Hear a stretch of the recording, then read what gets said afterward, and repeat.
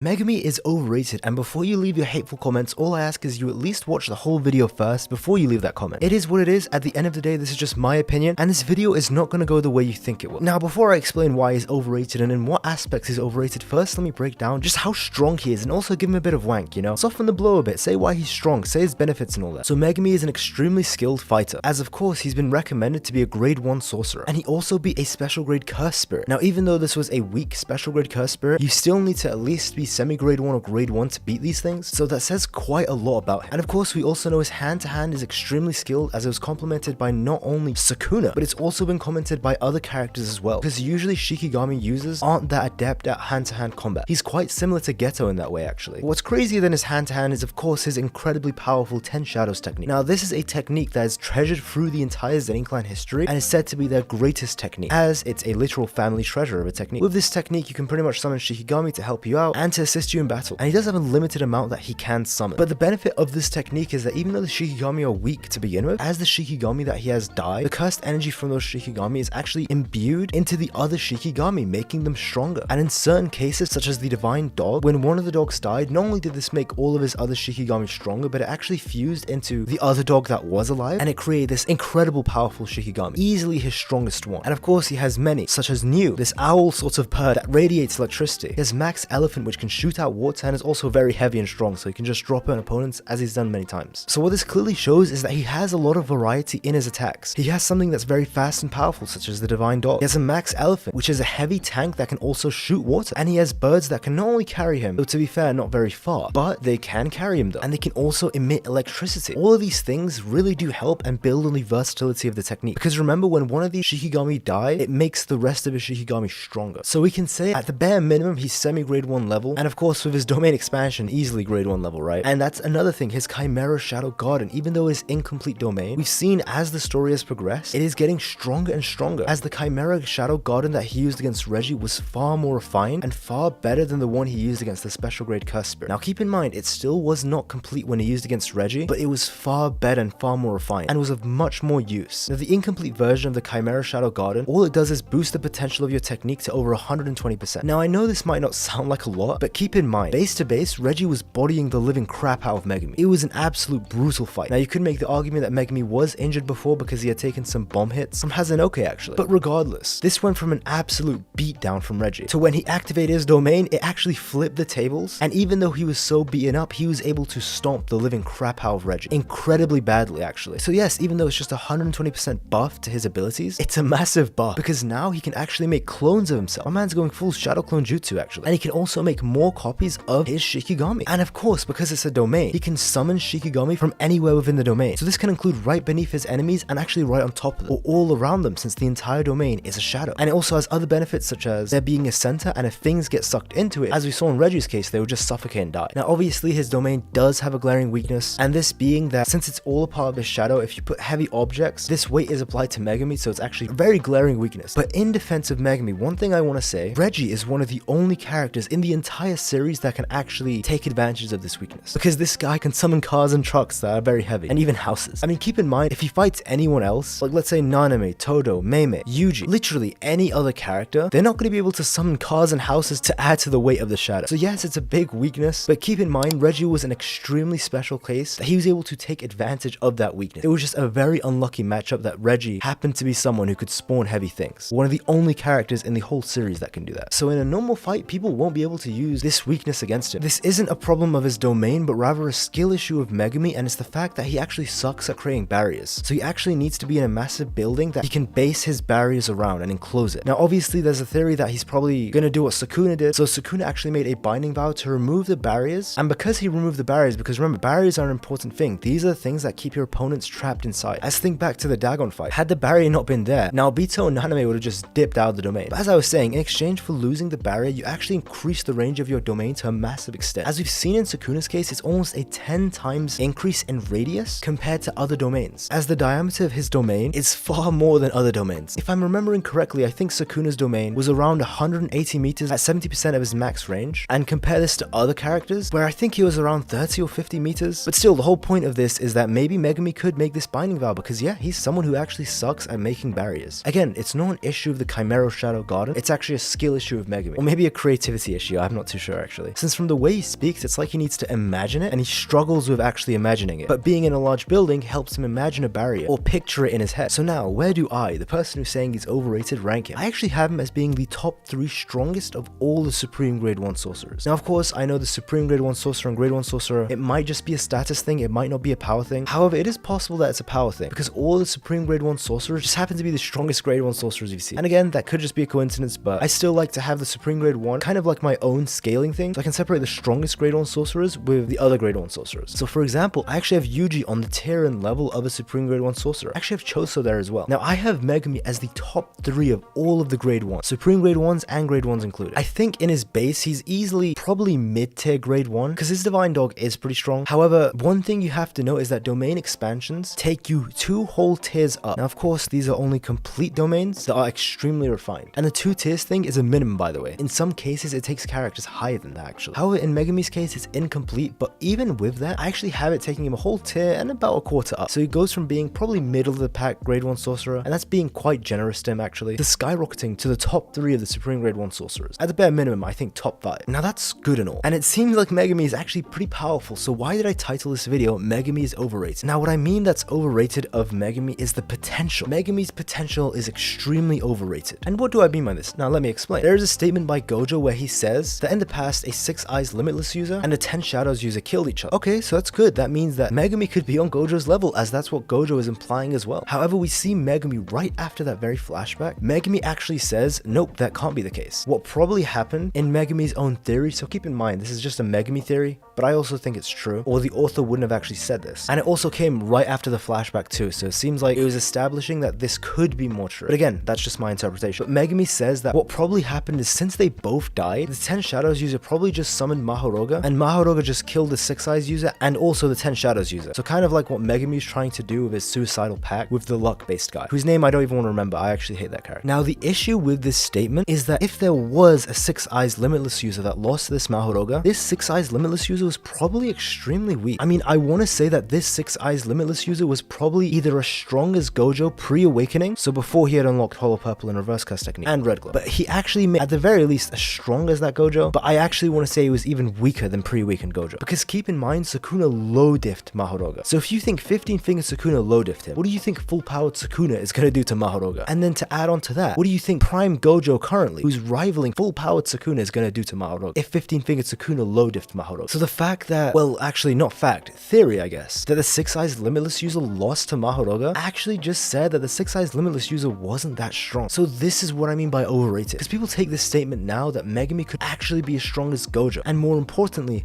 current Gojo. And to that, I want to say absolutely not. If you want to say he could be as strong as pre-awakened Gojo, or maybe a bit weaker than that, fair enough. I personally think Megumi definitely has special grade potential, for damn sure. However, the evidence that we currently have, it doesn't seem like he could ever reach Gojo's level. Because remember, no 10 Shadows user has ever beaten Mahoroga, which means no 10 Shadows user has never even come close to 15-fingered Sukuna. And what does this mean? It means no 10 Shadows user has even come close, and I mean not even close to full-powered Gojo, which is what the fanbase apparently thinks Megumi can reach. I mean, I've seen a lot of takes. I think actually a good amount of fans think that Nobita, Yuji, and Megumi and Yuta could all surpass Gojo. I mean, Yuta, maybe if he transcends and abandons his humanity and evolves, maybe. And then on top of that, if he loses Rika and unlocks his full potential, which is a whole other theory. That's a big maybe. And with Yuji, I mean, if he unlocks full-powered Sukuna's techniques for his own, I guess? I don't know, it's a big stretch. And the thing is, even if Megumi gets Mahoroga, you do realize that this Megumi that has Mahoroga would still be a lot weaker than 15-fingered Sukuna, let alone full-powered Sukuna. And remember, a lot of evidence suggests, quite a lot actually, that each Sukuna finger is an exponential increase. So just imagine where Gojo lies as he's rivaling 20 fingers. Now, in all defense of Megumi, I actually think he has very high special grade potential, because obviously the theory goes is that maybe he could beat Mahoroga and tame Mahoroga, and then he could have a Mahoroga fight with him. Personally, I think that's extremely boring, just having one strong Shikigami, because that would literally ruin the versatility and the uniqueness of the 10 Shadows technique, where you can summon define all of these Shikigami. If he just has one strong Shikigami, imagine it's like an RPG where you have a whole party of 4 or 6 characters, like Pokemon or any RPG, honest, and all of your party is like level 2 or 3, and you just have that one person in your party is level 90. That's what Mahoroga is going to be. It's really just going to ruin Megumi's fighting style, and he's just going to be using the one Shikigami over and over. What I think is far more interesting is if he gets Mahoroga, somehow Mahoroga dies. Remember, when one of his Shikigami die, all of that cursed energy and power actually goes to the other Shikigami. Can you imagine if all of Mahoroga's cursed energy went to all of his Shikigami? I mean, try to guess how strong the divine dogs would have become, or how strong Max Elephant or New would become. I mean, each of these Shikigami alone would be special grade level. At the very least, low special grade. Divine dogs may be mid to high special grade level. And I don't mean curses, by the way, I mean sorcerer level. I'm genuinely being serious. If Mahoroga died and that cursed energy was spread throughout to the rest of his Shikigami, this divine dog would literally solo the Zenin clan just like Maki did. Now, does this mean that his Shikigami would get the curse technique of Mahoroga, the divine 8 paths curse technique? Maybe. But I think even if they don't, they would still be incredibly powerful. And I also don't think this was the case, but it is possible that the cursed energy, if Mahoroga dies, could go to Megumi. Again, I don't think that was the case. If I remember correctly, it just goes to the Shikigami, but it is possible that he could get some sort of amp if Mahoroga dies. But yeah, that's my theory. I think with this, he would go on Yuta's level, or Jack Bahakari's level. If he gets Mahoroga, or even if he gets Mahoroga and Mahoroga dies, it just boosts all of his other Shikigami. So yes, I actually think Megumi has a lot of potential, and I think Megumi is actually really strong. So yes, the title was perhaps a bit misleading, but not really, because I do think his potential is extremely overrated, because time and time again, I always see fans say that Megumi could easily reach Gojo level. And not only that, I see a lot of fans saying that he could surpass Gojo level easily, which I think is just crazy. Now again, to each their own, these are just my opinions. You don't have to agree with me, and it's not like I'm a Megumi hater. I have him being high tier grade 1 of his domain, and I still have his potential being incredibly powerful, to the point that I think he could even challenge Yuta, honestly, if he can unlock his full potential. I just don't think his potential is as high as people make it out to be. As people say, he could easily reach Gojo level or surpass him, which is just crazy. But hey, that could happen. I'm not saying it's not gonna happen. Again, I'm not the author, I'm just giving my opinion. But yeah, that's the video. I have a ton of JJK content just like this. I've made a video on why Yuta's overrated, and I made a video on why Hikari is underrated. So if you enjoyed this one, you might enjoy those. And I also have versus battles, what ifs, theories, discussions, a whole bunch of stuff. So yeah, subscribe if you're into JJK. And of course, if you liked the video, then a like would be appreciated, because this video is definitely going to have quite a few dislikes from people who either watch a minute or just don't watch the whole thing and are just gonna see the thumbnail, see the title, and click dislike, which it is what it is. There's always gonna be people like that who just judge it based off that, don't watch the video, dislike, leave. So yes, likes would be appreciated, because if you've made it this far, you know the truth. But yeah guys, that's pretty much the video, and I also have a Twitter where I just shitpost JJK memes, and yeah, that's pretty much it. Have a nice day guys, take care, see ya.